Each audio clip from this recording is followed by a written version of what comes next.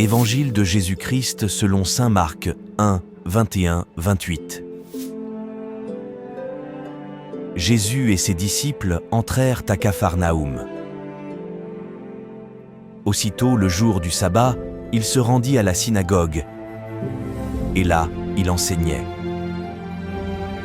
On était frappé par son enseignement, car il enseignait en homme qui a autorité, et non pas comme les scribes.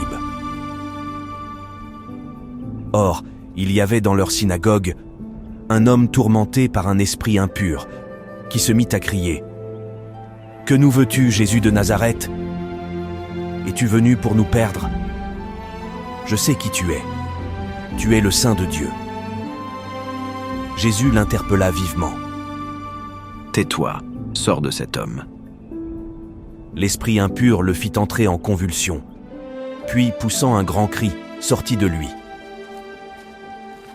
Ils furent de tous frappés de stupeur et se demandaient entre eux : « Qu'est-ce que cela veut dire ? Voilà un enseignement nouveau, donné avec autorité. Il commande même aux esprits impurs, et ils lui obéissent. »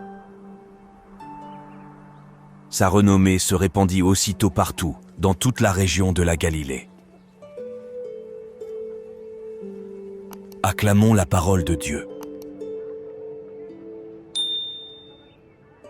Il enseignait en homme qui a autorité et non pas comme leurs scribes.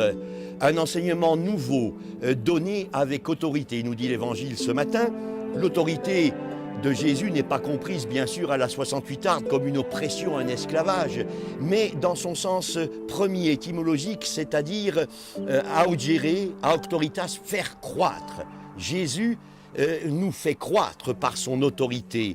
Et cette autorité, Jésus l'a parce qu'il est le Fils de Dieu et aussi parce qu'il est la parole de Dieu faite chair, la vérité de Dieu incarnée. Alors, pourquoi est-il revêtu de son autorité ? Eh bien parce qu'il est serviteur de cette vérité et parce qu'il est digne qu'on lui accorde notre confiance.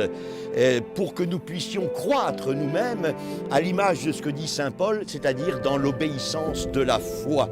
Une obéissance qui nous fait croître et qui ne ressemble absolument pas à l'autorité ou à l'obéissance que l'on doit à bon nombre de nos politiques dont leur autorité est basée sur le mensonge.